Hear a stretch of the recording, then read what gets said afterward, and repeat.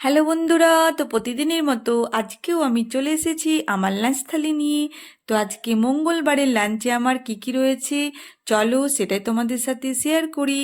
তো প্রথমেই রয়েছে 1 গ্লাস জল, তার সাথে নিয়ে নিলাম গরম গরম 1 বাটি ভাত, 1 টুকরো কাগজি লেবু আর একটা কাঁচা লঙ্কা। তো প্রথমেই যেটা নিলাম সেটা হচ্ছে করলা ভাজা, আর রয়েছে ফুলকপির পাতা বাটা। তো এখন যেহেতু নতুন নতুন ফুলকপি উঠছে, তার পাতাগুলোও বেশ ফ্রেশ থাকে, আর এই ফুলকপির পাতাটা সেদ্ধ করে বাটলে হেভি লাগে ভাতের সাথে খেতে। আমার আর আমার মেয়ের তো খুব ভালো লাগে, ওই জন্য আমি মাঝে মাঝেই ফুলকপির পাতা বাটা করে থাকি।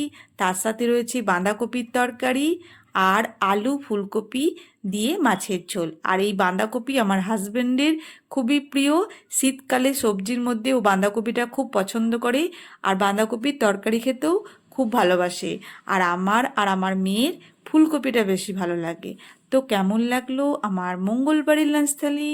শুভ দুপুর বন্ধুরা, সবাই ভালো থেকো, সবারই দিন খুব ভালোভাবে কাটুক।